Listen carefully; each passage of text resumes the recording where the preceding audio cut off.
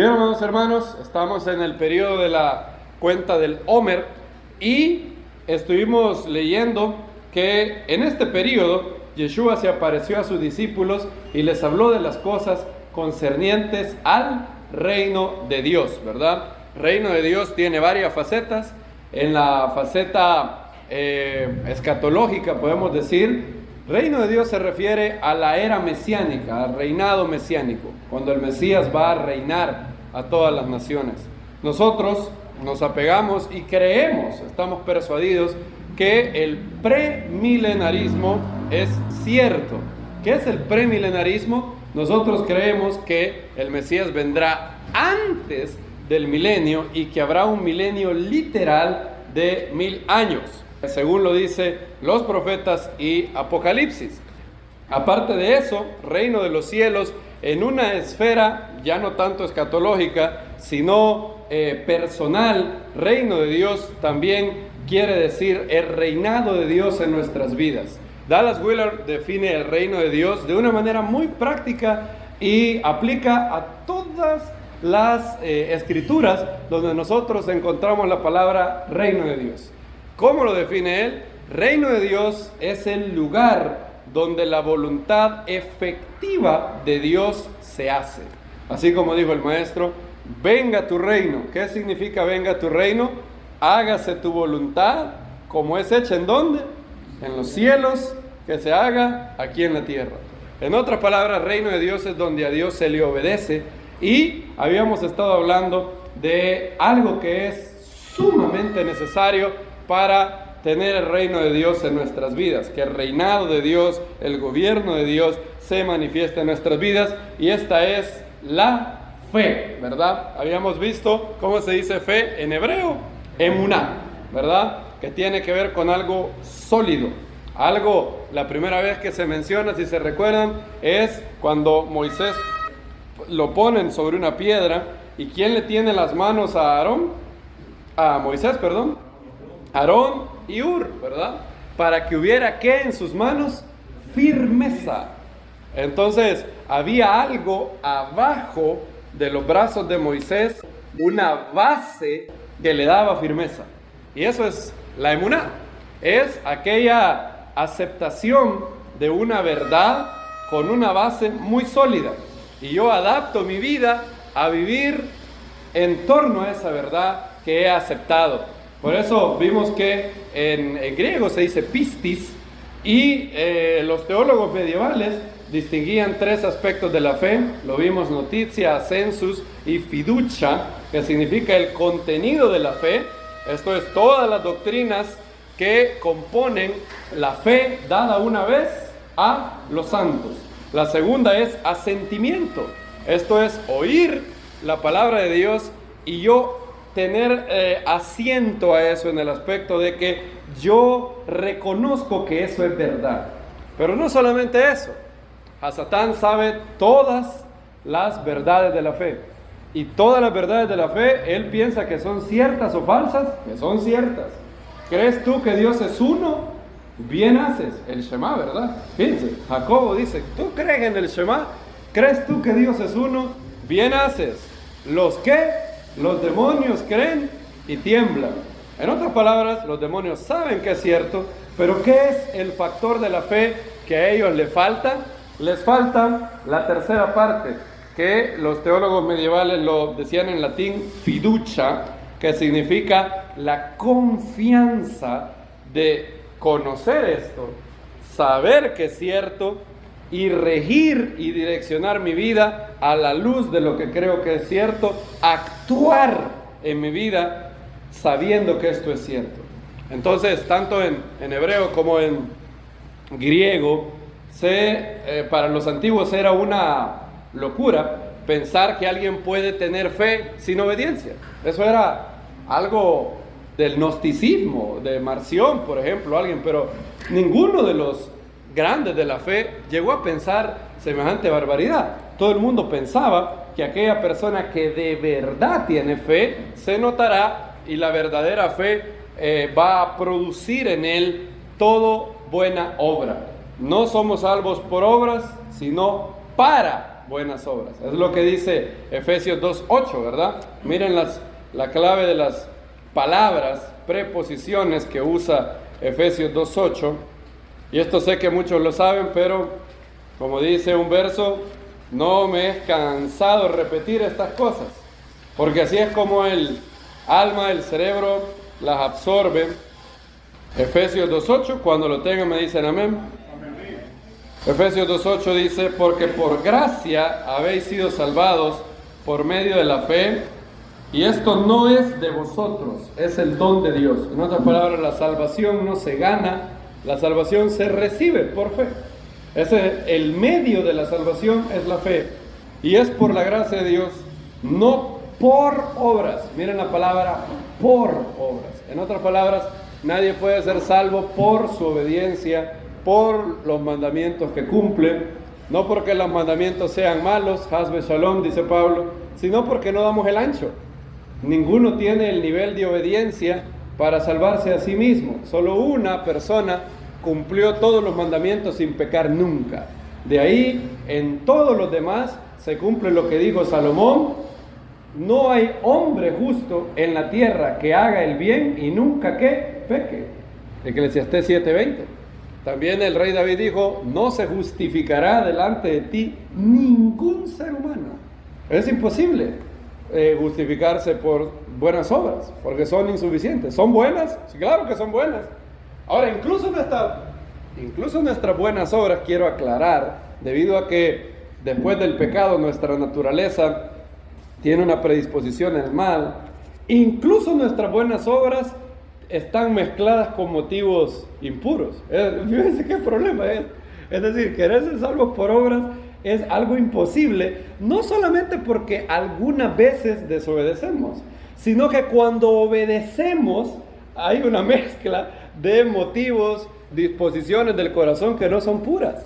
Probablemente, por ejemplo, había gente que predicaba por envidia, dice Pablo. Algunos predican al Mesías por contienda. ¿Estaban predicando al Mesías? Sí. ¿Tenían la buena motivación? No. Entonces, incluso cuando hacemos buenas, Jonathan Edwards decía así, fíjense lo que decía el gran Jonathan Edwards, decía: yo necesito arrepentirme de mis buenas obras y necesito arrepentirme de mi arrepentimiento, porque generalmente no es totalmente sincero. ¿Qué problema? Él decía que él pecaba aún cuando predicaba, porque la naturaleza humana está tan manchada por el pecado que nadie puede ser salvo por obras. Ahora, la palabra clave es la palabra por. La condición de la salvación es el arrepentimiento y poner nuestra fe, confianza en el Eterno, creer que Yeshua murió y resucitó por nosotros y que es el Señor de nuestras vidas. Y al creer eso, al depositar nuestra confianza, al dejar de resistir el Espíritu Santo que toque en nuestros corazones y depositar la confianza en Él, somos salvos, bendito sea el Eterno. De hecho, miren, Efesios 8 está en pasado, porque por gracia habéis sido salvados. En la Reina Valera dice sois salvos, pero en realidad en griego dice habéis sido salvados. Es tiempo pretérito perfecto en español, es algo completado ya en el pasado. Habéis sido salvados. Pero, miren lo que dice el verso 10, porque somos hechura suya, creados en Yeshua el Mesías para buenas obras. Hay un mundo, un universo de diferencia entre estas dos oraciones: por buenas obras, para buenas obras. Se oye igual, la diferencia son dos letras, pero no es lo mismo. Hay un universo de diferencia. Pablo dice que no somos salvos por buenas obras, pero si dice que somos salvos para buenas obras. ¿Qué es lo que significa? Lo que significa es que mi salvación no depende de las buenas obras. Mi salvación depende de mi fe, verdadera fe. Ahora, la verdadera fe que salva, se le llama esto fe salvífica. La verdadera fe, no la falsa, la verdadera fe producirá obras. No son las buenas obras las que producen salvación, todo lo contrario. La salvación produce buenas obras. Amén.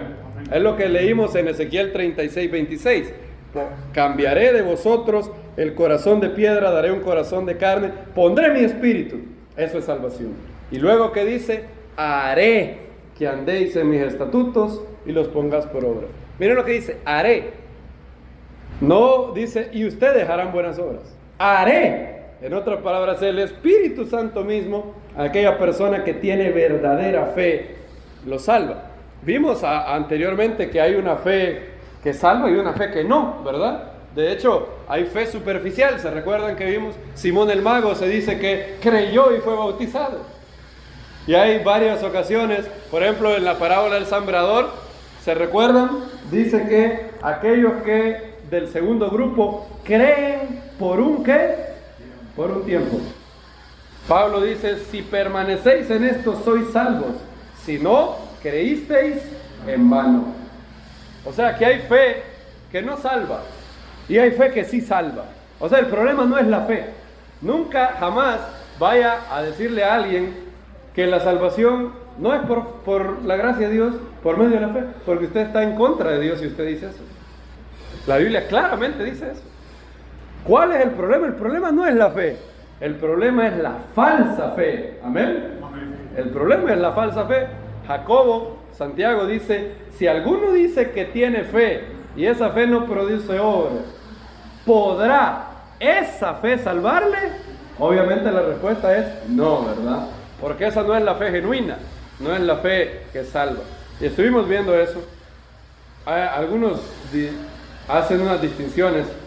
Fe salvífica es la fe que yo necesito para ser salvo, pero con el lapso del tiempo en mi vida de creyente, la fe puede crecer. En otras palabras, yo tengo un nivel de fe para ser salvo. El mínimo de fe requerida para ser salvo es aquella fe que es profunda, que impacta la voluntad. ¿Se recuerdan? Es lo que dice la parábola del sembrador. La parábola del sembrador, la última semilla, da fruto porque tiene profundidad. ¿Se recuerdan lo que dice Lucas? Que el hombre sabio fue aquella persona que cuando iba a construir, ¿qué fue lo que hizo? Ahondó. La fe que salva es una fe que llega a lo profundo del ser humano, a lo profundo del corazón. Y por eso afecta la voluntad, la mente, las emociones. Ahora, la fe bueno, yo quisiera aclarar algunos malos entendidos sobre la fe. El primero de los malos entendidos, ya lo vimos, pero es bueno volver a ver estos versículos. El primero de los malos entendidos es que mi fe es estática, que mi fe no puede crecer. Y en realidad, no, mi fe puede crecer. De hecho, y esto nos puede pasar cuando conocemos a un hermano con una gran fe. Lo que inmediatamente sucede es, creemos que él es un creyente de primera clase. Yo soy un creyente de segunda clase, ¿verdad? Por ejemplo, usted puede estar 1 hora con Marcos Espaciano y sentirse un gusano, literal. Solo de estar 1 hora con él. Si no lo conoce, lo que lo hemos conocido, literalmente. Yo cuento esto siempre, la vez que el hermano Marcos estuvo aquí, yo me fui a mi casa pensando si de verdad era creyente o no, después de oírlo a él. ¿Se acuerdan los que estuvimos aquí? Yo me fui a hacer la confesión de fe otra vez, no vaya a ser que no era creyente, porque el nivel de fe de ese hombre es otro nivel. Entonces el enemigo puede susurrarnos diciendo, esa es verdadera fe, tú no tienes fe. Entonces tendemos a ver la fe como algo blanco y negro. O yo tengo fe o no tengo fe. O yo creo 0% en algo o creo 100% en algo, y no es así. Hay lo que se conocen grados de fe, y la Biblia dice que el desarrollo normal de un creyente o el desarrollo esperado de un creyente, pues ya no utilizo la palabra normal porque la confundimos con promedio. ¿Ustedes creen que el creyente promedio del siglo XXI está creciendo en fe? Yo creo que no, de realidad yo creo que no, pero lo normal, lo esperado es que el creyente crezca en fe. Y hay 2 versículos que nos hablan de eso, los vimos la vez pasada, pero son versículos claves que hay que tener en nuestro corazón. 2 Corintios 10:15. Con este versículo me topé cuando leía esta carta. Quisiera que alguien lo lea en la Reina Valera, por favor. 60. 10:15. No nos gloriamos desmedidamente en trabajos ajenos, sino que esperamos que conforme crezca vuestra fe, seremos muy engrandecidos entre vosotros conforme a vuestra regla. Muy bonito lo que dice, ¿verdad? Según crezca, ¿qué? Vuestra fe. O sea, aquí Pablo habla de que mi fe va a crecer. Y miren lo que es maravilloso. Dice Pablo que él tiene esta expectativa. Cuando los corintios crezcan en fe, ellos van a entender cosas que hoy no entienden. ¿Vieron eso? Dice Pablo que conforme crezca vuestra fe, seamos engrandecidos mucho más entre vosotros. En otras palabras, los corintios tenían este nivel de fe y menospreciaban a Pablo. O sea, pues no es que estaban locos los corintios, menospreciando a Pablo como quisiéramos tenerlo aquí. Y ellos menospreciaban a Pablo. Algunos en la comunidad de Corintios decían, yo soy de Pedro, yo soy de Apolos, como que diciendo, Pedro es un verdadero apóstol. Pedro estuvo desde el inicio, Pablo yo no sé de dónde ha salido eso. Y lo menospreciaban. Por eso Pablo en Corintios tiene que defender su apostolado y dice, no he visto yo al Señor, y todo eso. Pero él dice esto, en este nivel de fe, no entienden esto, cuando su fe crezca, entenderán. En ese momento tendremos alta estima, lo cual nos revela una verdad de la Biblia. Hay cosas de la Biblia que uno entiende una única vez. ¿Cómo puedo expresar? Hay cosas de la Biblia que uno solo entiende siendo ya creyente. No las puede entender antes de ser creyente. Y hay cosas de la Biblia que uno las entiende muchos años después de ser creyente, no al inicio. A mí me tardó 15 años o 16 años. Eso me tardó a mí entender bien, entender mejor. Ni siquiera estoy seguro que he entendido todo, pero entender bien lo que el maestro dijo, tomar la cruz cada día. 15 años me tardó entender bien eso. Yo pensé que se refería a otro tipo de cosas que ya hemos aclarado, y fueron 15 años. Y hay cosas que vamos entendiendo según nuestra fe crece. Ahora, miren lo que dice 2 Tesalonicenses, un poquito más adelante. 2 Tesalonicenses 1:3. ¿Y alguien más que me lo lea, por favor? Debemos siempre dar gracias a Dios por vosotros, hermanos, como es digno, por cuanto vuestra fe va creciendo y el amor de todos y cada uno de vosotros abunda para con los demás. Gracias. La fe y el amor, ¿qué dice? Va creciendo y abunda. Miren, fe y amor. También Pablo habla de fe verdadera en 2 Tesalonicenses 2:13. Miren lo que dice.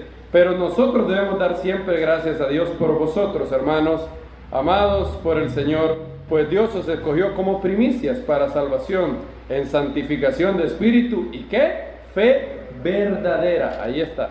Fe verdadera. Hay fe verdadera y por lo tanto hay fe falsa, hay fe superficial. Y estos dos versos creo que sellan la discusión sobre que la fe puede crecer. La fe tiene grados. Cuando yo digo que creo en algo, lo que estoy diciendo es que en la escala de 51% a 100%, o del 0% al 100%, si yo digo que yo creo en algo, yo estoy diciendo que creo que eso es cierto en algún punto entre 51 y 100%. Digamos que me acabo de convertir, soy nuevo en la fe, y yo creo que Dios contesta oraciones, porque la Biblia lo dice, ¿verdad? Ahora, supongan en 10 años, después de ser creyente, y he vivido 10 años de creyente, y he experimentado respuestas a la oración en mi vida. Y no solamente eso, sino que también los testimonios de mis hermanos me alimentan. Entonces mi confianza teórica en ese momento un poco, de que Dios contesta oraciones, ¿cómo va? Va creciendo, cada vez más, cada vez más. Y eso es lo maravilloso de la fe. La fe puede crecer. Ahora, ¿cómo crece la fe? Esa es la pregunta. ¿Cómo es que la fe va creciendo? Y aquí, bueno, en primer lugar, antes de ver cómo la fe va creciendo, quiero aclarar otro malentendido de la fe. Y esto no es de la Biblia, sino lo que nos han vendido en el mundo actual, secular. La gente, bueno, desde ahí por el siglo XIX empezaron a pensar esta dicotomía de que lo contrario a la fe Si yo les preguntara qué es lo contrario, es más, 100 personas, pregúntenle qué es lo contrario a la fe. Así como que yo les diga, bien, ¿qué es lo contrario? Mal. Blanco, no blanco. O negro, blanco, como quieran. ¿Qué es lo contrario a existir, no existir? ¿Qué dirían que es la fe, lo contrario a la fe? La duda, oigan, la duda, ok, muy bien, interesante eso. La duda, lo contrario a la fe es la duda. Bien, ¿qué otra cosa podría decir la gente que es contrario a la fe? No creer, ok. Ausencia de fe. Mal razonamiento, porque todo hombre ha sido creado en imagen de Dios. Entonces, él dice que no tiene fe y que le acepta todo lo que se cree. Sí, pero eso sería la causa de una persona, de la incredulidad de una persona. Pero yo no estoy hablando en este momento de la causa, qué es lo que genera eso, la maldad del corazón, sino en términos abstractos, no poniéndole nombre a una persona. ¿Qué es lo contrario a la fe? Así como lo contrario a justicia, ¿qué es? Injusticia, ¿verdad? Lo contrario en el mundo actual se dice que lo contrario a la fe es la razón, ¿verdad? O el conocimiento. De hecho, eso pulula en los aires del mundo occidental, que lo contrario a la fe es la razón. Y de hecho, muchos, yo me temo, muchos creyentes creen eso. Y lo dicen como, por ejemplo, yo he comido mucho en esta fiesta, pero por fe voy a rebajar. ¿Qué significa eso? Cuando ellos dicen por fe, ¿de qué están hablando en esa oración? Están diciendo, no hay ninguna evidencia, es una locura, pero por fe, así como que la fe fuera, voy a lanzarme al vacío de creer una estupidez por fe, ¿verdad? La gente piensa que la fe es lanzarse al vacío. Por fe, usted dígalo por fe, reclame lo que dice por fe, dice la gente. Ahora la pregunta que hay que hacerse es ¿por fe en qué? Esa es la pregunta. ¿Hay que tener fe en Dios? Claro que sí. Ahora, fe de que voy a rebajar sin hacer nada, yo no sé, ¿es buena esa fe? Yo no creo, ¿verdad? Es una fe ciega. Y paradójicamente, ahí es donde tenemos que empezar a limpiar el concepto de fe que tenemos. Regresemos a Aarón y a Ur. La primera mención de la palabra emuná. Los brazos de Moisés tenían emuná, ¿verdad? Ahora, ¿los brazos de Moisés estaban sostenidos por algo o estaban en el aire? Estaban sostenidos por algo. Tenían una que le llamamos base. Tenían una base. Los brazos de Aarón y de Ur, ¿verdad? Tenían firmeza. Y el mundo ateo y escéptico de hoy en día dice que lo contrario a la fe es la razón. Como que si yo ocupo la razón, no tengo fe. Y si yo ocupo la fe es porque yo he renunciado a la razón. La fe bíblica es todo lo contrario. La fe bíblica, de hecho, se basa en el conocimiento y la evidencia que Dios ha revelado a todos los hombres. En otras palabras, la Biblia no pone a la fe y a la razón como enemigas. Y le va a parecer curioso esto. Tampoco la fe es totalmente incompatible con la duda, por lo menos en un nivel inicial. Por ejemplo, yo puedo tener fe en algo y todavía albergar dudas de eso. ¿Qué opinan? ¿Sí? ¿No tiene fe? Ok. Ok. ¿Por qué crees que sí? Sorry for putting it on the spot. Ajá. Yo creo que sí, porque puedes tener fe de que algo va a suceder, pero tener al mismo tiempo ciertas dudas de en qué tiempo tener esas cuestionantes. Ok, bien. Como puede ser como lo que pasó con Abraham cuando iba a sacrificar a Isaac, que exactamente no sabía qué iba a pasar, pero tenía fe que iba a regresar con su hijo. Ok, muy bien. Cuando Aarón mencionó a Abraham, yo pensé que Aarón iba a hablar de un... Y sí, Abraham es la clave. Porque miren lo que pasa con Abraham. Miren, el padre...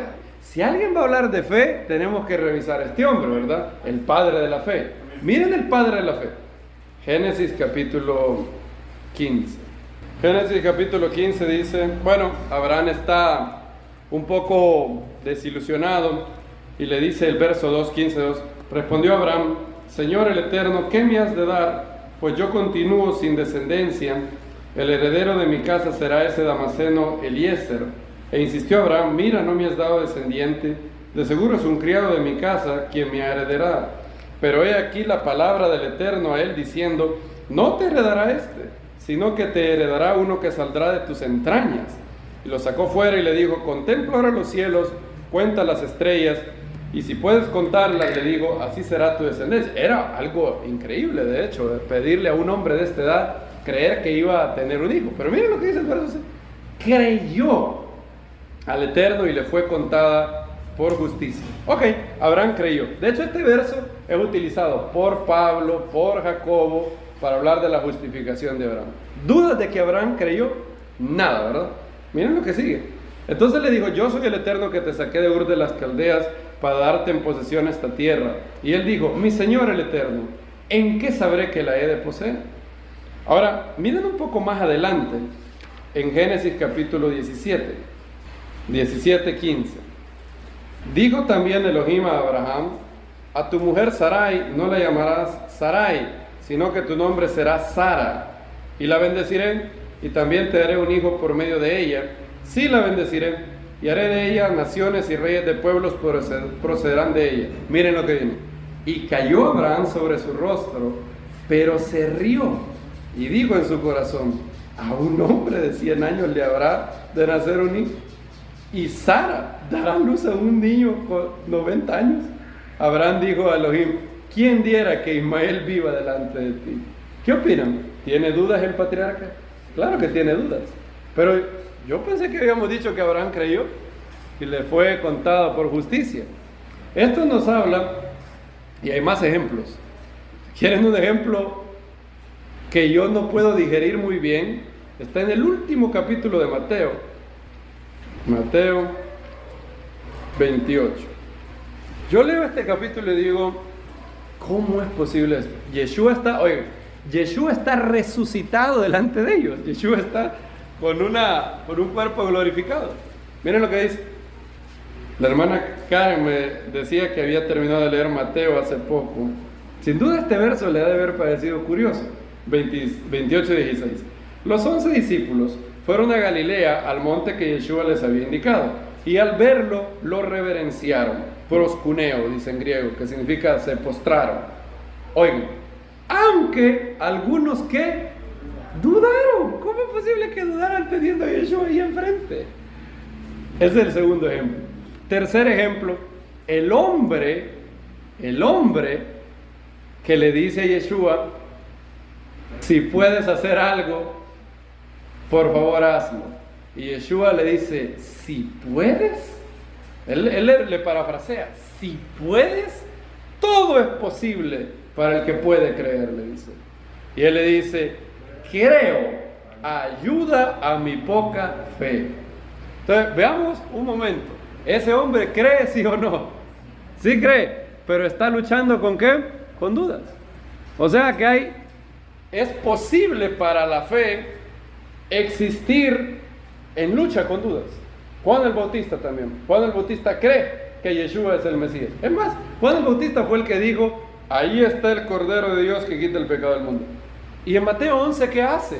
Manda a sus discípulos y le hace esta pregunta a Yeshua, ¿eres tú el que había de venir o esperamos a otro? ¿Y qué? Juan el Bautista. Se puede ver, el hombre que Yeshua dijo, no se ha levantado otro mayor que Juan el Bautista. Ese hombre en la cárcel empieza a tener dudas de Yeshua. ¿Eres tú el que esperábamos o esperamos a otro?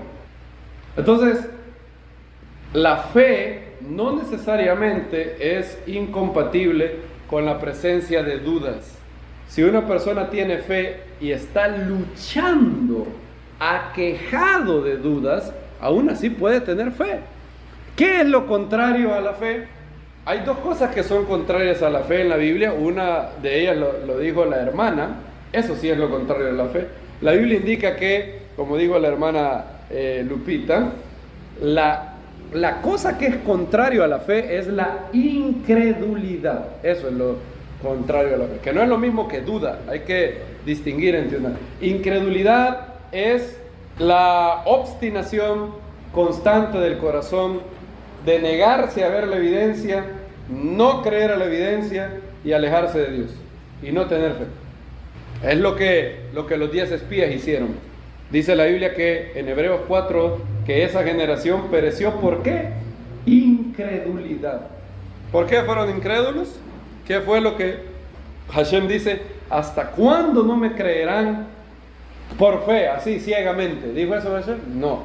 Miren lo que dice Números 14, y aquí vamos a ver un principio de la fe bíblica. Y esto, yo puedo decir esto casi sin temor a equivocarme. Yo no he encontrado una ocasión en la Biblia donde Dios le pidió a alguien creer sin evidencia. Todavía pueden pensar en un ejemplo ustedes. Yo no creo que haya un solo ejemplo. Dios siempre demanda que las personas crean en base a la revelación que Él ha dado. Siempre Dios ha dado una revelación. ¡Ey, pero Abraham creyó! Ah, muy bien. Creyó después de que Hashem se le, ¿qué dice en la Biblia? Pareció. Es decir, tenía la evidencia de una visión. Y así, vamos a citar cuáles son la revelación, la evidencia que Dios ha dado para la fe. Números 14 lo tienen. Hashem dice un hasta cuándo, ¿verdad? ¿Hasta cuándo no me creerán? ¿Dónde está este verso? 14. Gracias. ¿Hasta cuándo me despreciará este pueblo? ¿Hasta cuándo? Miren, a mí me gusta cómo lo tiene la versión textual. ¿Hasta cuándo se negará a creer en mí con todos los prodigios que he obrado en su seno? Miren eso. ¿Hasta cuándo se negará a creer? O sea, ahora, ¿Dios les estaba pidiendo que creyeran sin ninguna base? No. Dice, yo he hecho en medio de ellos, ¿qué dice? Prodigios. O sea, yo les he dado una base para tener fe. Los saqué de Egipto, hice partir el mar, he dado evidencia de todo el buen plan que tengo con ellos, y ellos se han negado a creer. La incredulidad es precisamente eso, negarse a creer lo que Dios nos ha revelado. Una obstinación del corazón de darle la espalda a Dios. En una entrevista, el ateo más famoso vivo, Richard Dawkins, que es biólogo de Oxford, fue presionado mucho con el afinamiento del universo.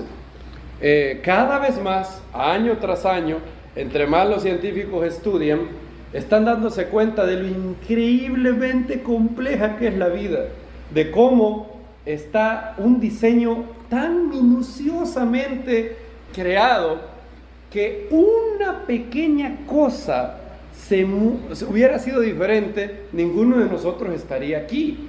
Y ellos se han dado cuenta que el planeta Tierra y el universo entero está afinado con una precisión tan increíble para permitir la vida en el planeta. Y entonces el ADN, y cada año se dan más y más y más y más y más y más. Un científico, de hecho, debería de ser la persona que más adore a Dios, porque él puede ver cosas de verdad increíbles, que no hay manera de decir, esto pasó de casualidad. Son cosas increíbles. Y entrevistando a Dawkins, el entrevistador le dice, pero toda la información que hay en el ADN, ¿no será que es muestra de un diseño? Y Dawkins trata de evadirlo y le dice, bueno, debemos de recordar, su típica frase debemos de recordar que la biología es el estudio de cosas que parecen haber sido creados por un diseño, pero que evolucionaron de manera aleatoria. Y el entrevistador lo forza un poco, lo empuja un poco y le dice, pero toda la información del ADN y todo el problema antrópico de que una pequeña variación, ahí se ha calculado que si la fuerza una de las fuerzas que sostiene el núcleo de los átomos fuera menor en 0.00 y como 30 y pico de ceros, si eso hubiera sido un poquito menor, entonces los átomos se disolvieran y nada de lo que conocemos hubiera pasado, ni siquiera se hubieran formado planetas. Cuando el universo empezó, si la entropía hubiera sido un poquito más alta, no se hubiera formado ninguna materia.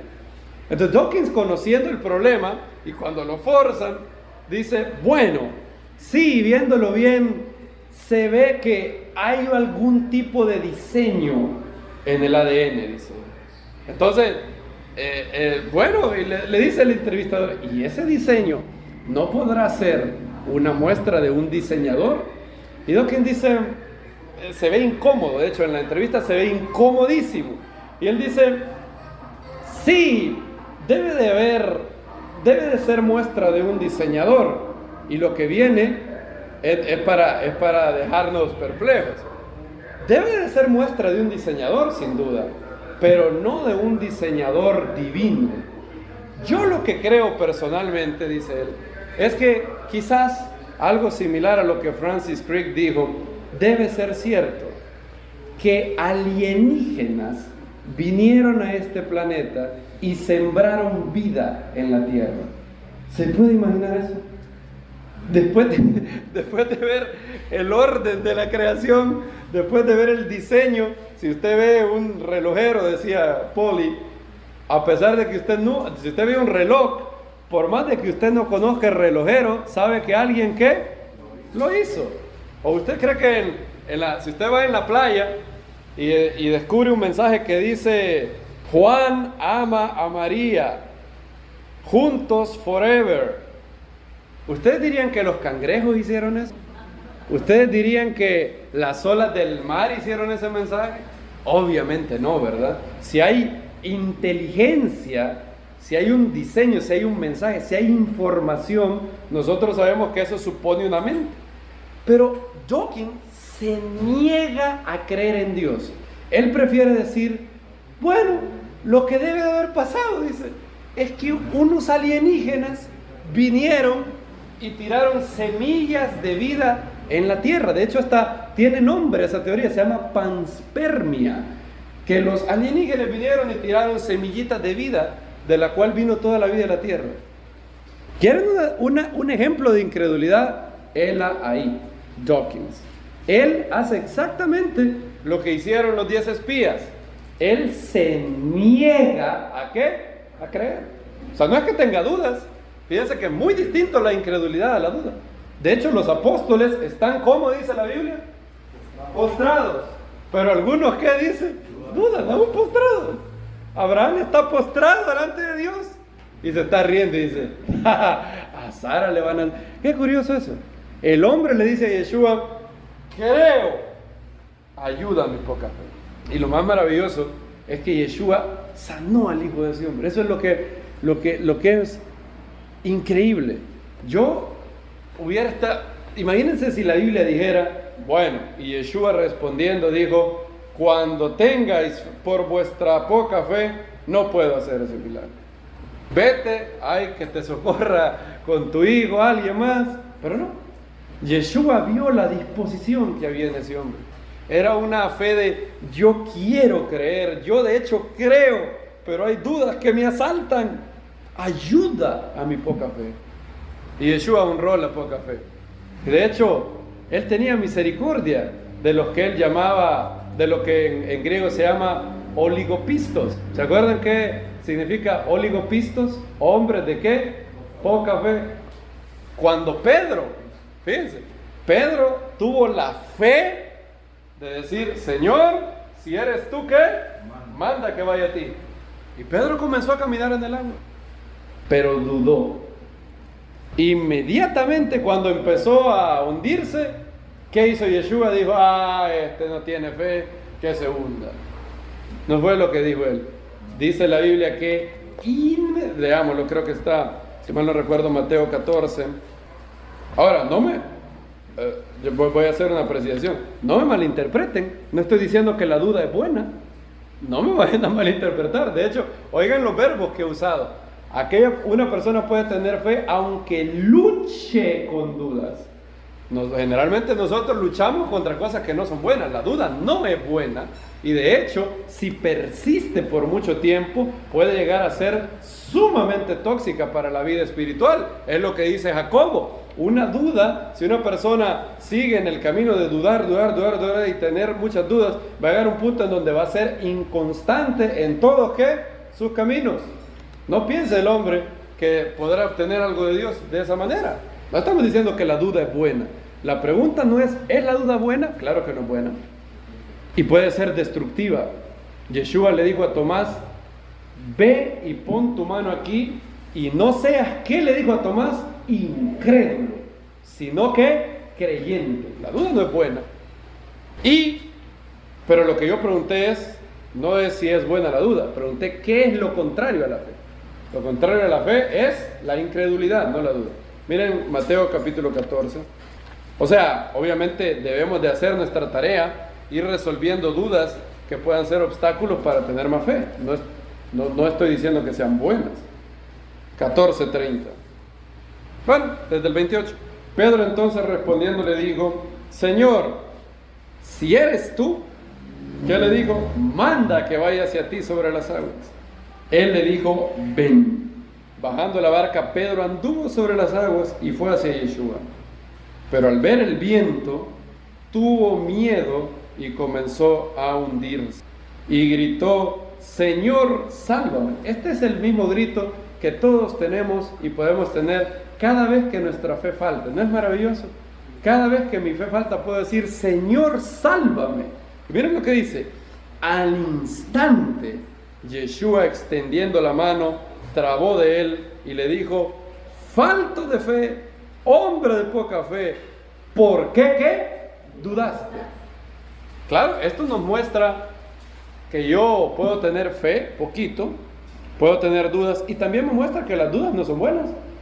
¿Qué fue lo que hizo que Pedro se hundiera? La duda, el miedo. La duda no es buena, pero la duda no es incompatible con la fe. En un corazón puede existir ambas cosas. ¿No es lo ideal? Claro que no. Creo que hay un nivel donde las dudas ya son eliminadas por el nivel de fe que cuando una persona crece, o por lo menos son tan pequeñas que llegan a ser totalmente irrelevantes para el desarrollo espiritual de alguien. Lo contrario a la fe dijimos que es la incredulidad. Ahora, hay algo más que también es contrario a la fe, pero no es la razón. De hecho, la Biblia, como dijimos, cada vez que Dios le pide a alguien que crea en algo que tiene que ver con él, es porque Dios ha dado evidencia de que eso es cierto previamente. Siempre. De muchas maneras. Por ejemplo, yo tengo fe en Dios. ¿Es fe ciega? No. De hecho, la definición de fe de la Biblia es precisamente confiar en Dios basado en el conocimiento que yo tengo, en la evidencia y en la realidad que he llegado a conocer. Entonces, la fe no es contraria al conocimiento, todo lo contrario, se basa en el conocimiento. Yeshua, Hashem le dice a los 10 espías, ¿cómo no se niegan a creer después de que he hecho qué cosa? Milagros. Bueno, pero yo nunca he visto un milagro así como ellos vieron. Sí, quizás esa no es la base de su fe, pero hay más bases, muchas bases. Hay muchas bases que Dios ha dejado para tener fe en Él. Muchas, podemos listar varias. En primer lugar, la palabra de Dios. En segundo lugar, el testimonio del Espíritu Santo. En tercer lugar, la revelación que ha dejado en la creación. ¿Se recuerdan lo que Pablo dice en Romanos? Dice que lo invisible de Dios, su eterno poder y deidad, son, ¿qué dice? Claramente visibles. ¿Desde cuándo? Desde la creación. Desde el momento que Dios creó el mundo, en ese momento ya puso evidencia de su existencia. Desde ese preciso momento. Dice Pablo que no tienen que, Romanos capítulo 1, no tienen excusa. Vean lo que dice Romanos 1:20. Las cosas invisibles de Él, su eterno poder y deidad, se hacen claramente visibles desde la creación del mundo, entendiéndose por medio de las cosas hechas, de manera que son, ¿qué? Inexcusables. Y hay más bases. El caso histórico de la resurrección de Yeshua, las pruebas o el cumplimiento de profecía específica de la Biblia, testimonios de hermanos. Es decir, Dios ha dado diferentes mecanismos de creación de fe en el corazón. Muchos. De hecho, algunos, por ejemplo, Tomás Aquino y Juan Calvino. Calvino y Aquino riman, me acabo de dar cuenta. Calvino y Aquino. Pero no, Tomás Aquino se oye mejor en inglés. Thomas Aquinas, se oye bonito. En español se oye feo. Pero ellos dos tenían lo que Alvin Plantinga, ellos postularon que hay algo en el hombre, Alvin Plantinga le llama sensus divinitatis. ¿Qué significa eso? Sensus divinitatis fue propuesto por Tomás Aquino y Juan Calvino. ¿Qué es lo que dicen ellos? Basado en algunos versos de la Biblia. Ellos dicen que Dios dentro del ser humano ha creado un mecanismo por medio del cual el hombre puede saber directamente, de manera básica y general, que Dios existe. Si queremos llamarlo, utilizar un ejemplo moderno, podemos decir que Dios ha creado el chip de Dios en el hombre. En otras palabras, el hombre de manera natural tiene algo en el alma que le hace saber de manera intuitiva, básica, que existe Dios. Y eso es lo que, por ejemplo, Tomás Aquino dice lo siguiente: Él nos ha permitido saber en una manera general y un poco confusa que Dios existe, y esto ha sido implantado en nosotros por la naturaleza. En otras palabras, él describe el sensus divinitatis como una facultad del alma que le permite a cualquier ser humano saber que Dios existe. Calvino lo dice así. Esto lo dice en Instituciones 1:3:1. Hay dentro de la mente humana, y de hecho está en el instinto natural del humano, una percepción de la divinidad, sensus divinitatis. Esto tomamos que sea más allá de la controversia. Esto Dios lo ha hecho para prevenir que cualquiera tome refugio en la pretensión de ignorancia. O sea, que alguien diga en el día del juicio: sorry Dios, yo no sabía que tú existías. Ay, me vas a dispensar, pero no me diste suficiente evidencia. No, dice Calvino, Dios mismo ha implantado en todos los hombres un cierto entendimiento de su majestad divina. ¿Cuál es la prueba que él da? En todos los pueblos, usted puede recorrer todos los pueblos, la tribu más remota del planeta Tierra. Si esa tribu está en su estado natural, sin haber sido infectada por filosofías occidentales modernas, todas las tribus donde usted vaya van a tener un concepto de Dios. Por lo menos adoran a un Dios. Todo el mundo. Pero algunos son caníbales. Sí, noten que lo que dice Calvino y Tomás Aquino no es que esta percepción en el hombre es específica. Dice que es como general. Les da la idea general de que Dios existe. Y hay otra base que Dios ha puesto para tener en fe. Pablo lo dice en Romanos 2. La conciencia, dice Romanos 2, los cuales muestran la obra de la ley escrita en sus corazones, dando testimonio juntamente con su conciencia y acusándolos o defendiéndolos en sus razonamientos. O sea, Dios ha dado un abanico de evidencias para que la gente crea. Un abanico, no solamente una. O sea, todas son como, imagínense que nuestra fe fuera como nuestros vasos. Bien, la fe nuestra no la sostienen solo dos cosas, como los brazos de Aarón y Ur. Son sostenidas por innumerables fuentes. Por ejemplo, ya mencioné primero el sensus divinitatis, que dice Calvino. Dios ha puesto en el chip de cada hombre algo que le hace natural creer en Dios. Solamente viendo un atardecer, solamente viendo la naturaleza, el hombre de manera intuitiva dice, alguien tuvo que haber hecho esto, sin duda alguna. La percepción de belleza en la creación hace que el hombre sepa eso. 2, no solamente sensus divinitatis. 2, el testimonio del Espíritu Santo. 3, el poder de la palabra de Dios. No me avergüenzo del Evangelio porque es que poder. Yo, sin saber los argumentos para la existencia de Dios, yo no sabía nada de eso. Pero cuando oí la buena nueva de salvación, el testimonio del Espíritu era abrumador. Había algo en mí que me decía, eso es verdad, ¿sí o no? Todos vivimos eso, ¿verdad? Era el testimonio del Espíritu Santo. El Espíritu convence, da convicción al mundo de ¿qué cosa? Pecado, de justicia y de juicio. Seguimos. Sensus divinitatis, el testimonio del Espíritu Santo, el poder de la palabra de Dios, la evidencia de la confirmación de la Biblia en la arqueología podría ser uno, la evidencia de la profecía cumplida en la historia de la Biblia, el caso de la resurrección de Yeshua, los argumentos filosóficos para la existencia de Dios. Hay tanta evidencia. Cuando alguien vea la creación, el diseño de la creación, qué increíble. Yo no sabía, y esto como sabemos, cada vez nos asombramos más. Yo no sabía que nosotros somos el único planeta de nuestra Vía Láctea, el único, en tener solo una luna. No sé si ustedes sabían eso, yo no lo sabía. Somos el único planeta en tener solo una luna. Todos los otros, o no tienen luna, o tienen muchas.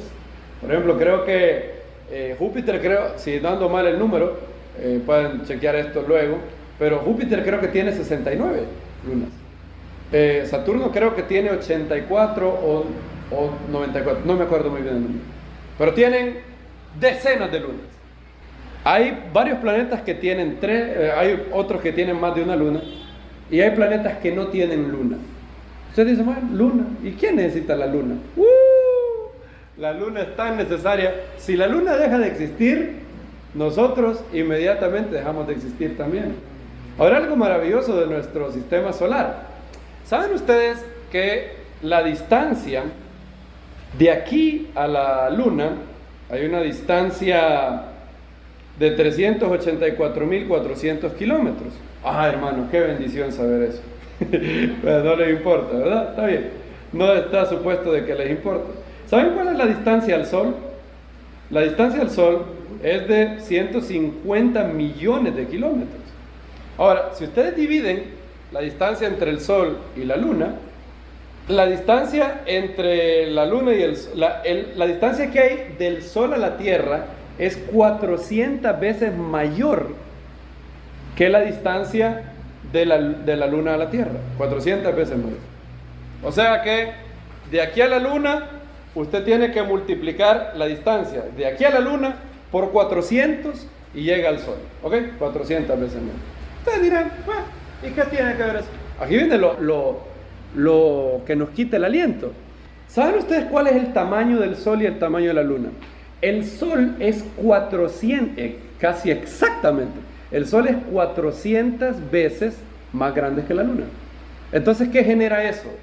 Genera de que desde nuestra perspectiva, desde un observador de la Tierra, nosotros, la Luna y el Sol, los vemos casi del mismo tamaño. Porque el Sol es 400 veces más grande que la Luna, pero está 400 veces más lejos. Entonces, eso hace posible que nosotros seamos el único planeta, óiganlo bien, el único planeta en tener un fenómeno que no puede pasar en ningún otro planeta en nuestra Vía Láctea: eclipses. ¿Por qué razón? Debido a que el Sol está 400 veces más lejos, pero es 400 veces más grande, puede pasar el fenómeno que la Luna y el Sol quedan exactamente, ¿ha visto los eclipses? Quedan como que si fueran del mismo tamaño. No lo son. ¿Cómo va a ser eso casualidad? Y usted dice, bueno, ¿para qué son necesarios los eclipses? los eclipses son muy necesarios y de hecho la ciencia se ha beneficiado mucho, porque solamente en un eclipse los científicos han podido comprobar cosas que no hubieran podido sin un eclipse. De hecho, cuando se estaba probando si el universo había tenido un inicio y si se estaba expandiendo, fue en un eclipse que creo que era un físico ruso, si mal no recuerdo.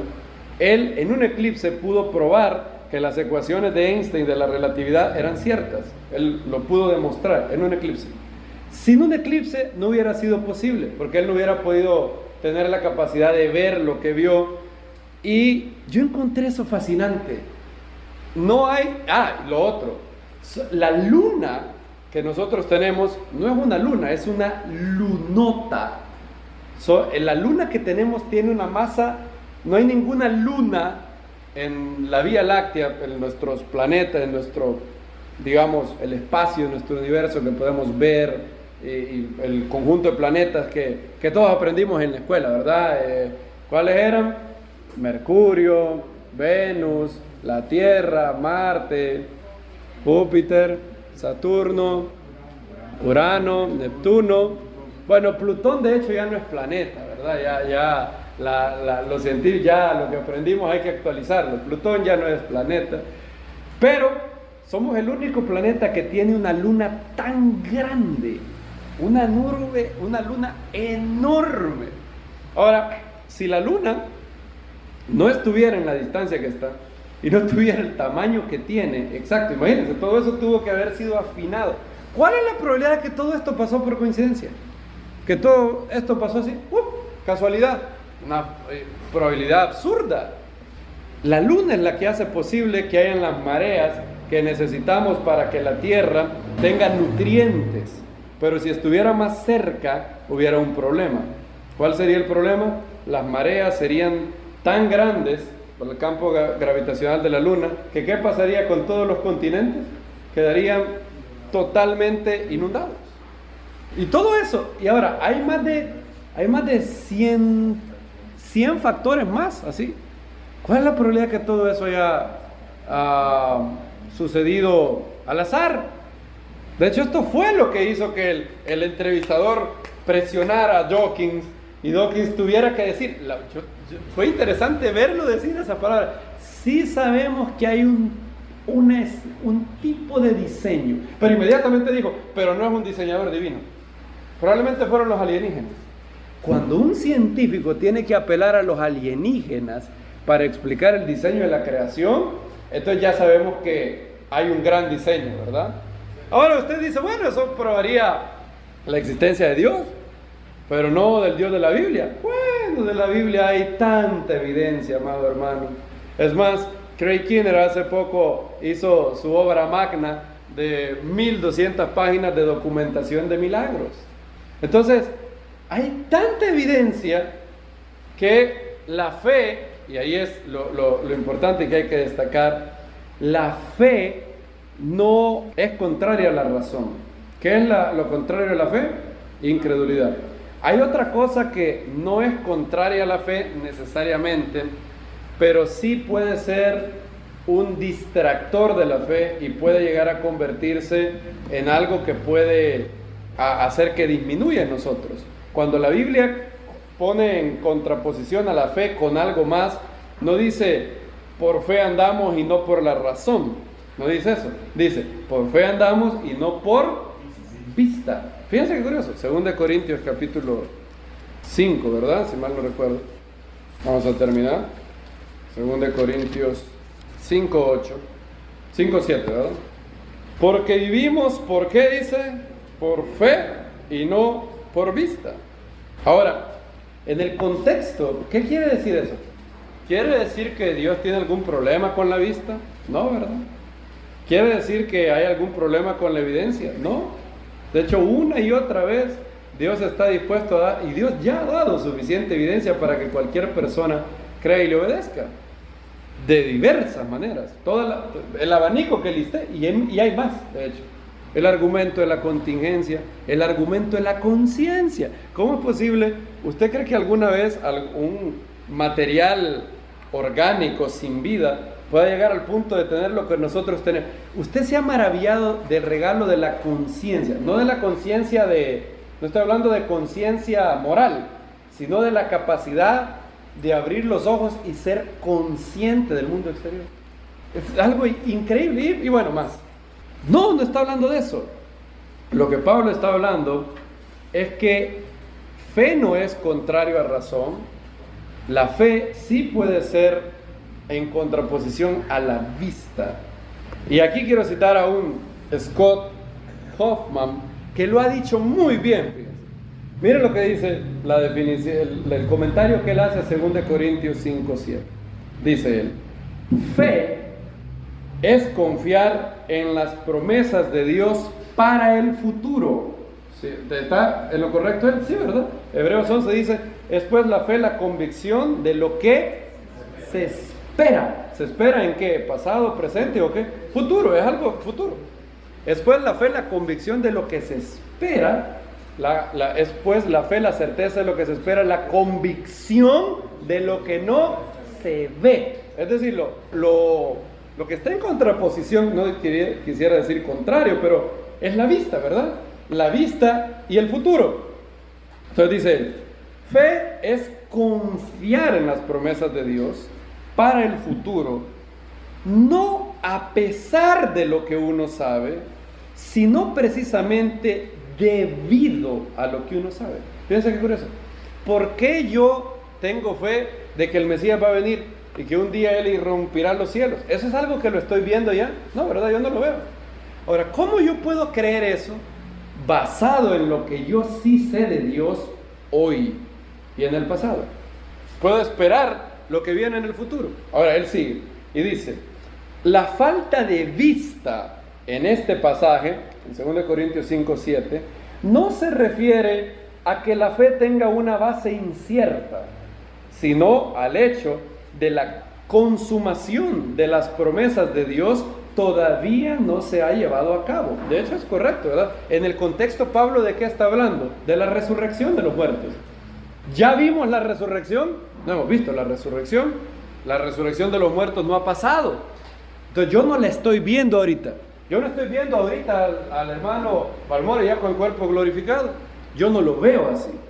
Entonces, él dice, cuando Pablo dice, por fe andamos y no por vista, no está diciendo lo que muchos círculos religiosos creen que dice.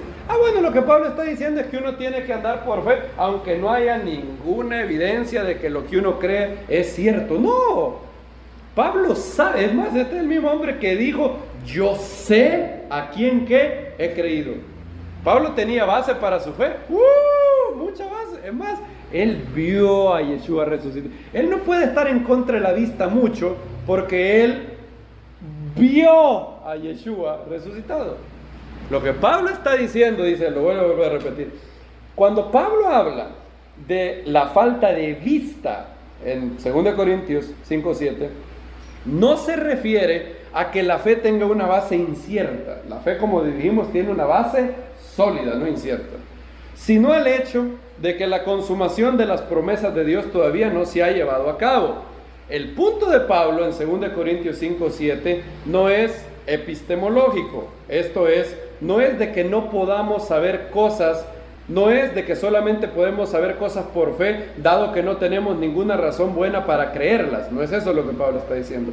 El punto de Pablo no es epistemológico, sino escatológico.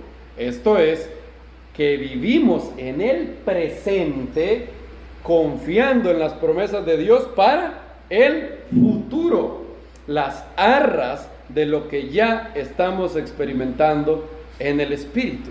Y eso es totalmente correcto. ¿Qué es la fe? La fe no es creer a la tontamente. La fe no es creer lo que sé que no es cierto. La fe, de hecho, es confiar en Dios debido a lo que yo sé que es cierto. Y dada esa confianza, salgo al mundo a vivir en obediencia a Dios, a pesar de que no veo todavía el cumplimiento de sus promesas para el futuro. Esa es la definición de Hebreos, ¿verdad? Otra vez, es pues la fe, la certeza de lo que se espera, la convicción de lo que no se ve. Olvídense de pensar de fe como creer a la tonta. Olvídense de esas cosas de, bueno, usted está un poco pasado, pero por fe considérese delgado. No hay tal cosa como esa. No, nunca utilice la palabra por fe como la gente utiliza por fe, algo así como que sabemos que esto no es cierto, pero timémonos a nosotros mismos, ¿verdad? Engañémonos a nosotros mismos creyendo lo que sabemos que no es cierto. Eso es lo que la gente utiliza de manera mala, la palabra fe. Fe es confianza en Dios, basado en la revelación, en las razones que Dios nos ha dado para creer. Y fe es confiar en Dios. Confiar en Dios y creer que lo que todavía espero, que lo que todavía no se ha realizado, que lo que todavía no ha sido completado, Dios lo va a completar. Esa fue la fe de Abraham. Fíjense, Dios le dice, como las estrellas será tu descendencia. Y dice que Abraham, ¿qué? Creyó y le fue contado por justicia. Examinemos la naturaleza de la fe de Abraham. ¿Tenía razones para creer en Dios Abraham? Claro que sí tenía razones. Se le había aparecido. Según la tradición judía también, Abraham había llegado al conocimiento de Dios al analizar el orden que había en los cielos, ¿verdad? Entonces tenía la base racional de Dios. Aparte de eso, Dios se le apareció. Miren lo que dice Génesis capítulo 12. Génesis 12. Pasó tiempo antes de Génesis 15:6, donde dice, Abraham creyó a Dios y le fue contado por justicia. Génesis 12:2 dice, ahora bien, el Eterno había dicho a Abraham, vete de tu tierra, de tu parentela. ¿Dónde le había dicho esto? Esteban dice en Hechos 7, Dios se le apareció a Abraham, nuestro padre, cuando aún estaba ¿en dónde? En Mesopotamia. ¿Tenía base la fe de Abraham? Claro que tenía base racional y base revelacional. Dios se le había revelado. Tiene base para confiar en él. Luego él desciende a Egipto. ¿Fue fiel Dios con Abraham en Egipto? Fue fiel. ¿Qué hizo Dios en aquella noche oscura cuando Abraham perdió a Sara? Mandó plagas al faraón, ¿se acuerdan? Y le regresaron a Sara. Y él salió más enriquecido. Luego él va con 318 hombres solamente y pueden derrotar a unos reyes y rescatar ¿a quién? A Lot. Les pregunto, ¿la fe de Abraham era ciega? No, la fe de Abraham tenía base sólida. La razón, la aparición que había hecho, la fidelidad que Dios había demostrado. Entonces Dios sabe que, Abraham sabe, que Dios ha sido fiel. Eso lo sabe Abraham. No es creencia ciega, es creencia que ve, es creencia lógica. Lo más lógico que hay en el mundo es creer en Dios. Lo más lógico que hay en el mundo es obedecer a Dios, ¿sí o no? ¿Qué más lógico puede ser que la criatura obedezca al Creador que la ama? ¿Ustedes encuentran algo más lógico? ¿Qué más lógico puede ser que una criatura obedezca al Creador que la ama más que a nadie? Ahora, aquí está el reto de la fe. El reto de la fe es, Abraham, yo te voy a dar un hijo. ¿En qué tiempo verbal está eso? Tu descendencia, ¿qué dice Hashem? Será. ¿Está en qué? Futuro. Y dice Abraham, yo no veo ahorita a mi descendiente. Yo no estoy ya viendo el cumplimiento de esa promesa. Pero basado en lo que yo sé, ¿qué hace él? Yo creo en eso. Y creyó Abraham en Dios y le fue contado por justicia. Y esa es la fe. La fe no es contraria a la revelación de Dios. Y quiero cerrar con un pensamiento muy bonito sobre esto.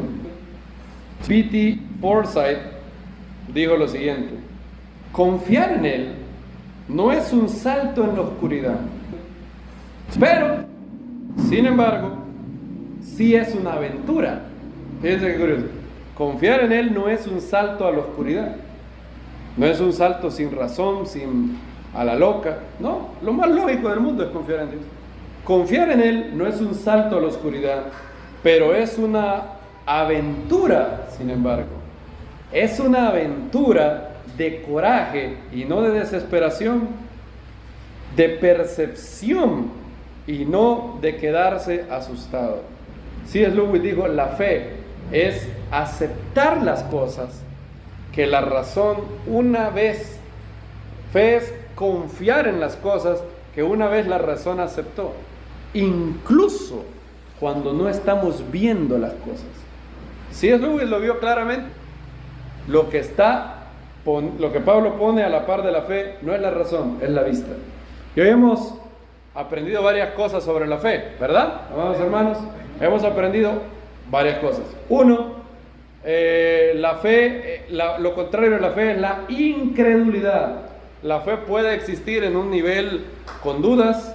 ¿Alguien puede tener fe y luchar con dudas? Claro que sí. Está invitado por Dios a venir a Él, crecer en fe, crecer en amor y resolverlas con el paso del tiempo para que su amor y su fe en Dios vayan siendo cada vez más.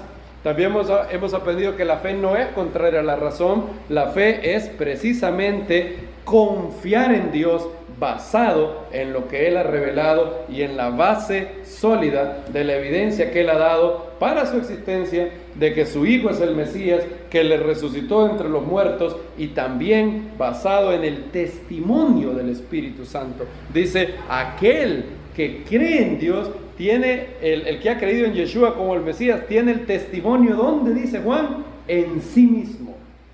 Múltiples bases de la evidencia de nuestra fe. Nuestra fe, queridos hermanos, no es una fe en lo ciego, no es un salto a la oscuridad. Nuestra fe es la fe en Dios y en su Hijo Yeshua. Esta es la vida eterna, que te conozcan a ti, el único Dios verdadero, y a Yeshua, el que ha enviado. El que tiene esta fe, nuestra fe, ha vencido al mundo.